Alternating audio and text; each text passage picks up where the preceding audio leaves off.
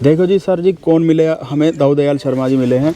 नमस्कार सर जी, मैं दाऊद दयाल शर्मा और यहीं के भरतपुर के ही रहने वाले हैं। और इनसे बातें बाद में करेंगे, पहले इनका कैमरा टच कर लूँ। नहीं मतलब इतने बड़े बड़े कैमरे मैं जिंदगी में पहली बार देख रहा हूँ, इतना नज़दीक से पहली बार देख रहा हूँ। आप ही कहा ये भाई साहब जीवन धन्य हो गया। तो कहते हैं ना जी एक हाथ लंबे कैमरे, भाई ये है जी एक हाथ लंबा। बाकी सब बातें बाद में करेंगे, पहले एक बहुत बढ़िया इंटरेस्टिंग बात मैं आपको बता दूं। हमें जो था ना यहाँ भरतपुर आना था 8 तारीख को, मतलब कि 5 को दिल्ली से निकलना था। 5, 6, 7 3 दिन रुकना था हमें मथुरा और वृंदावन के आसपास, और 8 तारीख को हमें आना था यहाँ पे। तो सर जी से हमारी बात हो गई थी कि जी 8 तारीख को हम यहाँ पे आएंगे। अब हुआ ये कि हो गए जी, हम दिल्ली से एक दिन लेट हो गए, फिर मथुरा में थोड़ा सा मन लग गया, तो ऐसे ही 8 तारीख को भी हमारा आना हुआ नहीं। अब सर वो 8 तारीख वाला किस्सा आप बता दो क्या था। सुनना, गौर से सुनना। क्या हुआ कि मेरे एक मित्र हैं सुरेश बाली, हरीश बाली साहब, वही वीजा टू एक्सप्लोर वाले भाई हमारे गुरुजी हैं वो। वीजा टू एक्सप्लोर वाले हरीश बाली। अब उनका फ़ोन आया करीब 1 महीने पहले। बोले शर्मा जी घने में बर्ड्स बहुत आए हुए। मैंने कहा साहब आप तो कहाँ लुप्त हो गए बिल्कुल, इतने कई महीने बाद याद किया। नहीं बोलो और मेरे पैर में फ्रैक्चर हो गया था, कोई फ्रैक्चर हो गया था, इसलिए मैं थोड़ा बिजी था, मैं आ नहीं पाया। तो शर्मा जी 8 और 9 तारीख हम 8 को सुबह दिल्ली से चलेंगे 7 बजे, और उसके बाद हम आएंगे आपके पास। आप बताओ कैसे कैसे करना है। फिर मैंने उनको बता दिया। मैंने कहा 8 को तो मेरे बॉस आ रहे हैं, यानी हम अच्छा हाँ, मैंने कि यार ये हरीश बाली साहब से कह रहे हैं, जो मतलब हमारे भी गुरु आदि, उनसे कह रहे हैं कि 8 को हमारे बॉस आ रहे हैं। 8 को हमारे बॉस आ रहे हैं, और मैं इसलिए 8 तो, और शर्मा जी मैं तो 8 को निकल रहा हूँ। अच्छा ऐसा करो कोई बात नहीं, फिर आप 9 को तो सुबह फ्री हो ना। मैंने कहा हाँ, वो 8 की शाम को चले जाएंगे और 9 को मैं आपके संग पूरा दिन रहूँगा। तो फिर ऐसा करो 8 को फिर प्लान बताओ क्या करें हम।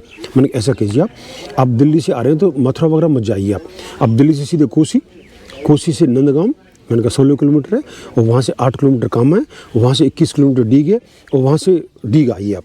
और डीग में जल महल देखिए, भरतपुर महाराज की राजधानी 1726 से पहले वही थी राजधानी पहले वो। और भरतपुर आना शाम को मैं मिल जाऊँगा, तब कि मैं मेरे बॉस को रवाना कर दूँगा, वो कुबेर जाएंगे और शाम को अपन दोनों साथ रहेंगे। और फिर नौकर ठीक है। ये बातें इनके और हरीश बाली साहब के बीच हो रही हैं। हाँ बस के जी 8 तारीख को मत आना। इन्होंने हरीश बाली साहब से कहा, ये समझ लो भाई ट्रैवलिंग के लीजेंड से कहा कि 8 को मत आना, नीरज आ रहा है। हमें अगर पता होता ना, कसम से कह रहा हूँ, वो 8 को आ जाते।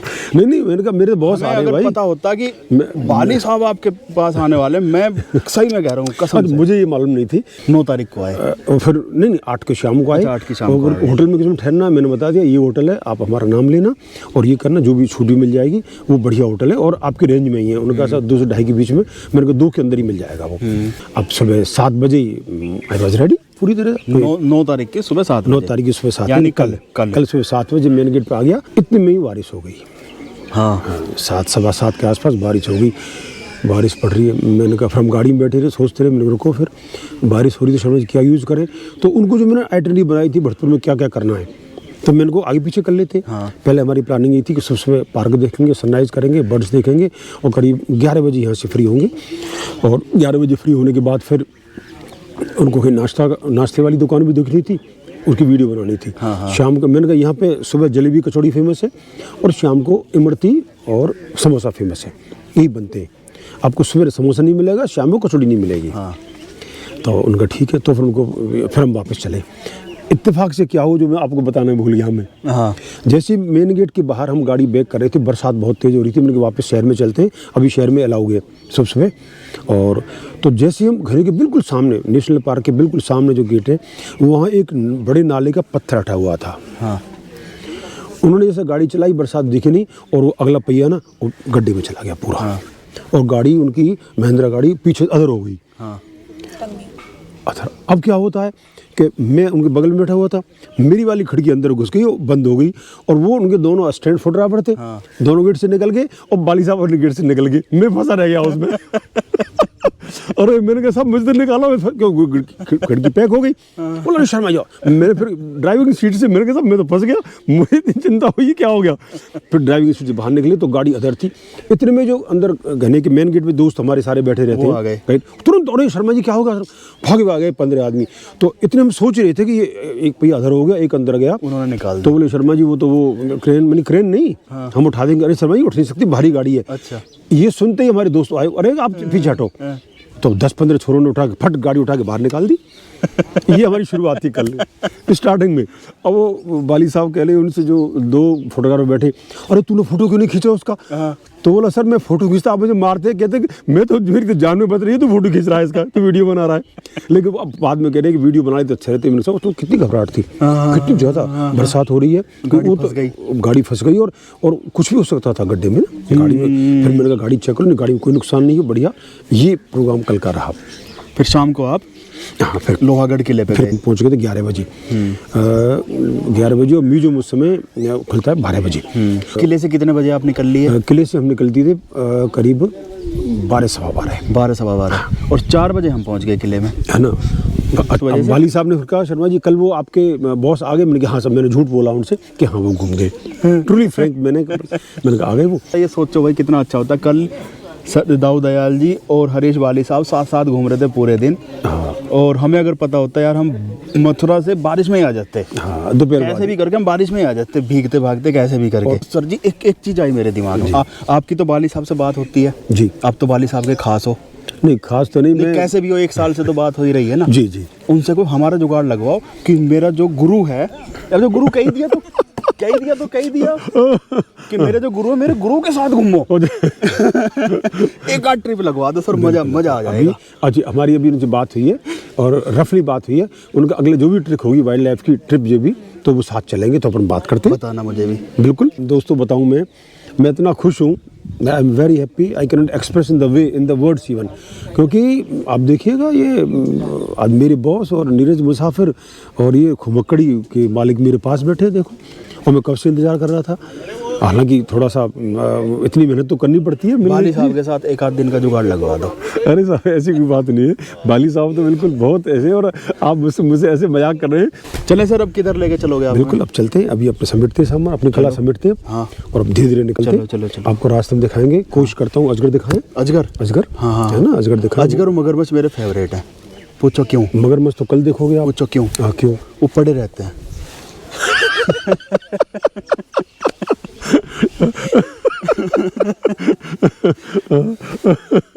अच्छा इसलिए। हाँ, वो 8 तारीख का वादा करते हैं, 10 को पहुंचते हैं। अरे नहीं और 10 को भी।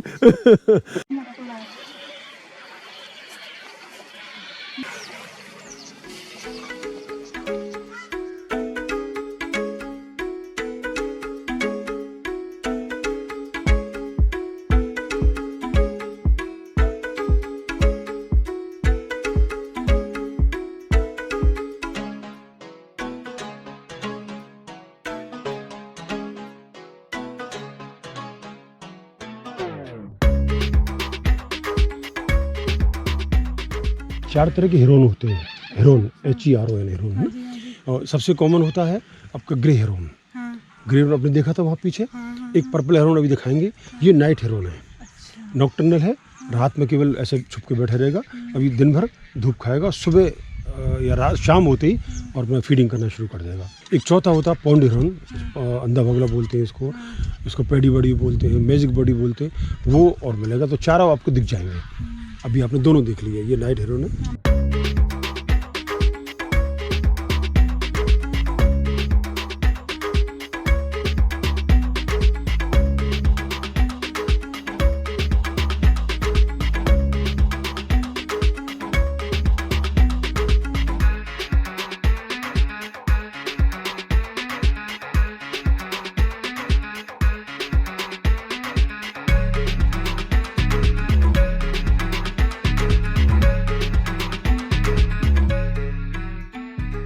ऐसा है जी, सर जी अभी काफ़ी कुछ बता रहे हैं। तो ये जिस पक्षी के बारे में बता रहे हैं, तो मैं तो टाइम के साथ भूल जाऊंगा, जाके एडिटिंग मुझे ही करनी है अकेले को। जी। तो मैं तो भूल जाऊंगा कि आप किसके बारे में बता रहे हो और क्या दिखाना है। जी।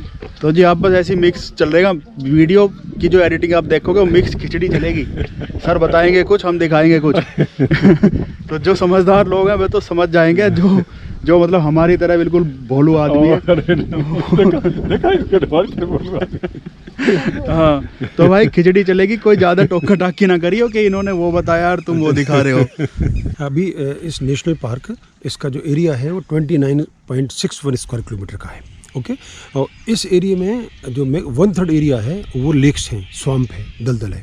अब इस पार्क को हैबिटेट के हिसाब से अपन 8 हिस्सों में बांटा हुआ है ना? ये नेशनल पार्क 8 हिस्सों में बांटा है। वैसे साइंटिफिकली तो ए से लेके एल तक ब्लॉक है, ए से एल तक, लेकिन ये साइंटिफिकली है, ये बताने के लिए किस ब्लॉक में क्या काम चल रहा है।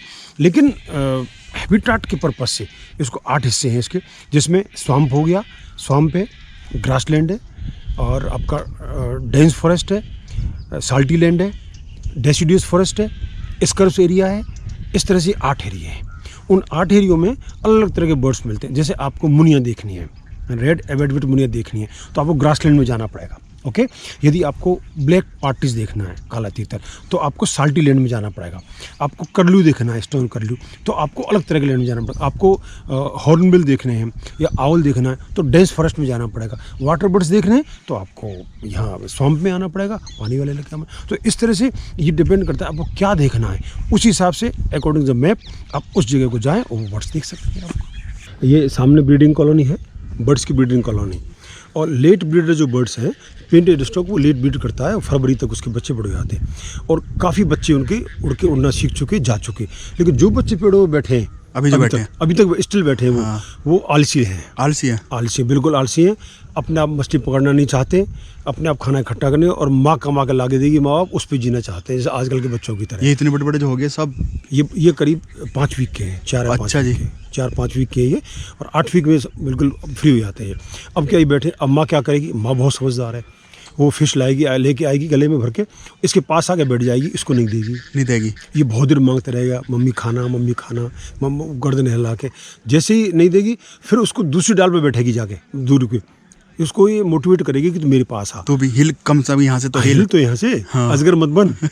फिर वो उड़ के दूसरी डाल पे जाएगा, वहाँ से फट नीचे आ जाएगी। अच्छा, अब बच्चा क्या करेगा? वो भी नीचे आएगा, उड़ेगा। मैंने एक आर्टिकल लिखा था, द फर्स्ट फ्लाइट, इसी नाम से। अब नीचे आएगा, अब नीचे उसको खाना खिला देगी एक बार, हाँ। अब बैठा रहे बेटा, और दूर बैठी रहेगी, देखती रहेगी। अब ये बैठा रहेगा, सो लेगा, सुस्ता लेगा, फिर कहेगा अब क्या करूँ, फिर खुद ही धीरे धीरे ट्राई करेगा और को सब खाना पकड़ना, मछली पकड़ना। हाँ, मतलब एक बार घोंसले से नीचे आ गया, अब नीचे आ गया तो कुछ तो करेगा ही। अब ऊपर नहीं जाने को, कुछ तो करेगा। फिर दिखती, हाँ, मरने नहीं देगी उसको, हाँ, अपने आप खाएगा। जब देख हाँ बहुत ही होगा, फिर आगे खाना खिला जाएगी उसको, फिर ड्यूरेशन बढ़ाती जाएगी। धीरे धीरे बच्चा अपने आप कोशिश करेगा, कुछ करे खाने को, और आखिर वो अपने आप कमाने लग जाएगा। और फिर कह देगी जा भाई अपना घर बसा ले तू। ये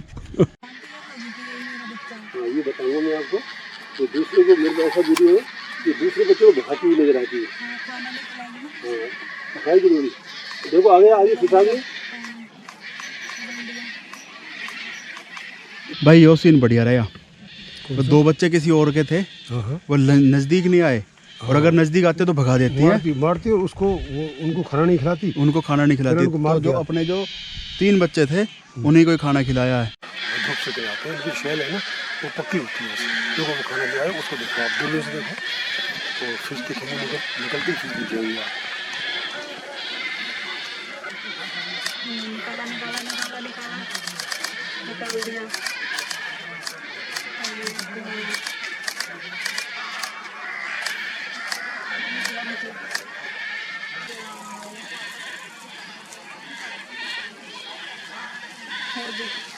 भाई सुनो, सर ने अभी 2-3 चीज़ें इंटरेस्टिंग बताई हैं बहुत। वो क्या? पेंटेड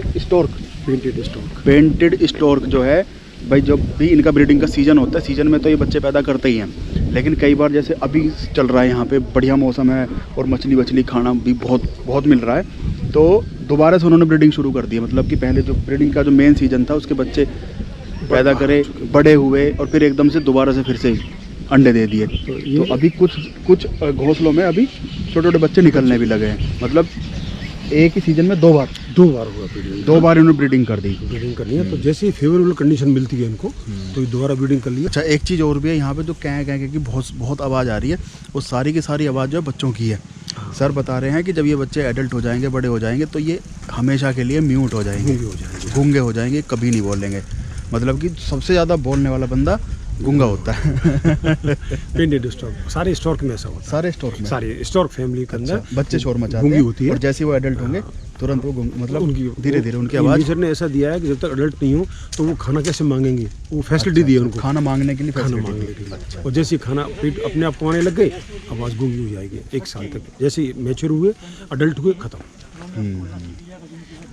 और फिर कॉल कैसे करते हैं फिर? वो कॉल, हाँ, उनके मैसेज कैसे करते हैं, ये अच्छा क्वेश्चन है कि how do they convey message. एक तो बीक से क्लैटरिंग, अच्छा अच्छा अच्छा अच्छा, उसे मैसेज, एक पंखों को फैलाते हैं, पंखों को ये 2-3 तरह के, इससे वो मैसेज कन्वे कर देते हैं एक दूसरे को।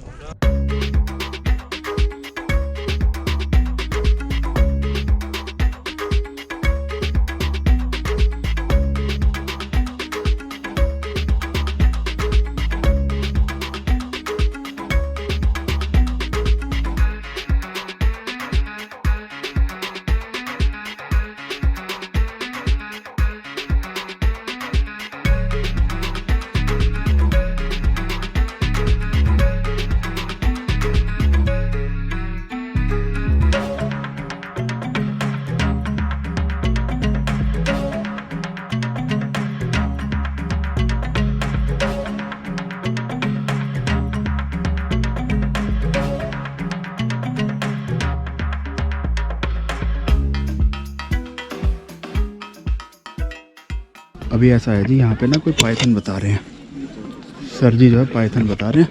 अभी है नहीं, अभी बरसात से पहले यहाँ देखा था इस जगह। अच्छा, यहाँ देखा था आपने? 8 फुट का यहाँ। कब देखा था? बरसात से पहले 4 दिन हो गए। 4 दिन पहले। 4 दिन पहले। अच्छा अच्छा, यहाँ पे और ट्राई करें, कई जगह पे है। चलो जी, पाइथन ढूंढते हैं। पाइथन माने अजगर।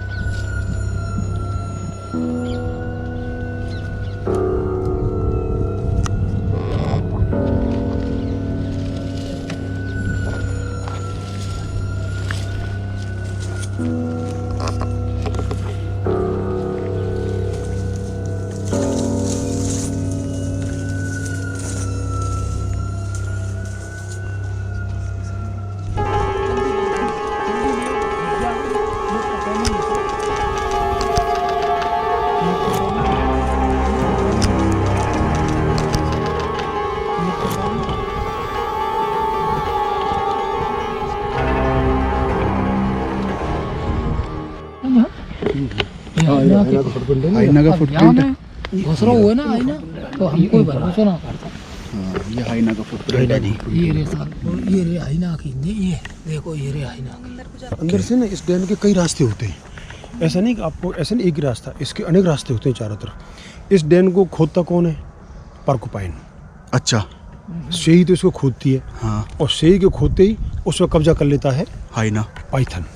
पाइथन कब्जा कर लेता अच्छा है, पाइथन है ना। और जब वो पाइथन को, उसको हाइना को अंडे बच्चे देने होते हैं, बच्चे अपने देने होते हैं, तो वो कब्जा कर लेता है हाँ। उसमें वो शेही निकल जाती है। तो शेही ऑलरेडी इसके 4-5 गेट निकालती है चारों तरफ, हाँ। 4-5 गेट में, तो इधर से उधर से निकल जाती है, ऐसे हाइना रखता है। तो ये तो वो ऐसे सबके काम आता है फिर ये। सबके काम आता है। तो गिद्दड़ भी तो इसी तरह करता है ना? हाँ, गीदड़ बहुत चालाक है, वो छोटा बनाता है, ये तो बहुत बड़ा है। अच्छा, गीदड़ तो छोटी बनाता वो खुद बनाता है खुद, और इतने छोटे बनाता है वो, ऐसी बहुत छोटी जगह। क्योंकि मैंने गीदड़ की फोटोग्राफी की थी कई आज से 15 साल पहले। इतना चालाक होता है कि वो अंदर से निकलता ही नहीं है, आप बाहर कितने बैठे रहो। हम बाहर हाइड लगा के कम से कम 2 घंटे बैठे, तब गर्दन दिखाई उसने, इतना चालाक होता है वो। यदि है ना, तो डरता भी नहीं है। और पाइथन आपने देख लिया, तो ये वो नया स्टेप पूरा है। वो काफ़ी इंटीरियर एरिया है, बिल्कुल अनडिस्टर्ब एरिया। एक बार मैंने गिद्दड़ का भी डैन ही बोलते हैं, हड्डे नहीं होते। तो एक बार मैंने गिद्दड़ के डैन में हाथ देकर उसके बच्चे निकाल लेते। काटा क्या हमारा खेत था, भगा देते ससुरे को। तेरा तो खेत ही था, उसका तो घर था। ना ना ना हमारे खेत में गिदड़ी भी आ गई, वो छोटे छोटे उसने वो बना लिए, सुरंग बना ली, निकाल लिया। हमारा खेत है, हमारा खेत है। मैं मजाक नहीं कर रहा, मैं सही सीरियसली कह रहा हूँ। तो जी ये पीलू का पेड़ है जी, और इसके अंदर उसने वो बता रहे सर जी जैसे कि तो हाइना ने और परक्यूपाइन ने सही ने अपने सुरंग बना रखी है, उसमें भाई अजगर रहता है। तो हमने अभी एक अजगर यहाँ से निकलता हुआ और ये अंदर घुसता हुआ देखा है।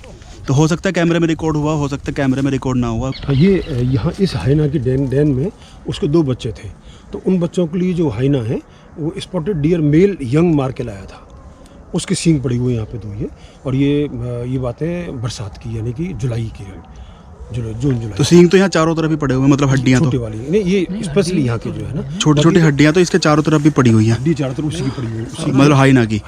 अच्छा, ये आप इसकी पहचान ये कि छोटा सींग है ना, कभी भी कोई जो स्पॉटेड डियर है ना, जो छोटा होगा इतने बड़े सींग नहीं गिराएगा, वो सींग बड़े हो जाते हैं ना काफ़ी, तभी। तो ये तो एबनॉर्मल है, इसका मतलब उसको मारा गया। यदि सींग गिरे पड़े होंगे वो तो काफ़ी बड़े होते हैं। हाँ। इससे करीब 2.5 गुने बड़े है ना, ये वो सींग है, तो इसलिए वो सींग मारे उसकी। तो ये हाइना ने स्पॉटेड डियर मारा है, तो मेल यंग। तो इसके चारों तरफ तो वैसे भी बहुत सारी हड्डियाँ पड़ी हुई हैं, ये पड़ी हैं जी, अजगर की कांचली। क्या बात है।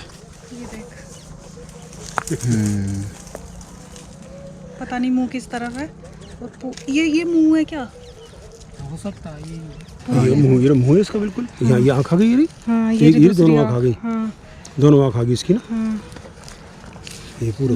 मैम आपने तो फुल ऑपरेशन कर दी। क्या है गई इतनी देर में तो भग जाएगा। क्या थी वो? इतनी शाही है ये। क्या थी वो? यूरेशियन थिकनी। अच्छा, स्टोन कर्लू बोलते हैं इसको। ऐसे जस्ट लाइक स्टेचू खड़ी हो जाती है, इसको मालूम चलेगा हट दी जाती है, इतनी ज़्यादा शर्मीली है ये। और भी देखो, खड़ी देखो पेड़ों के नीचे। जंगल से क्या डरना भाई, हमें जंगल से डर नहीं लगता कभी भी। और वैसे भी ये तो बड़े सेंचुरी है, इसमें एक आध कोई हाइना है, एक आध कोई अजगर है, क्या डरना उनसे। हम तो टाइगर के जंगल में भी अकेले गए हैं, वो अलग बात है, टाइगर कभी मिला नहीं, पर गए तो है ना अकेले भाई। जंगल से हमें कोई डर नहीं लगता, नेवर। जंगल की बहुत अच्छा लग रहा है, आज तो बढ़िया लग रहा है। आज हम पैदल घूमे ना जंगल में, मजा ही आ गया सच्ची। हाँ,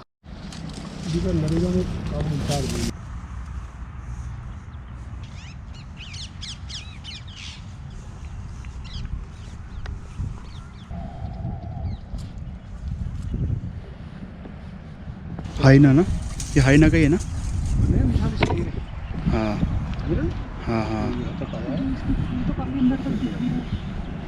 ये जी हाइना की वो है, क्या बोलते हैं, मांद। बहुत छोटी है, ये छोटी है, हाइना की बड़ी होती है, बड़ी है। ये किसकी है? ये तो उसकी पर्क्यूपाइन की। पर्क्यूपाइन की है। अच्छा, सही की है भाई। यहाँ भी बड़े साल तो हाँ, अजगर का ही हो सकता है। क्या बोलते हैं इसे? केचली। केचली। अजगर की केचली पड़ी हुई है।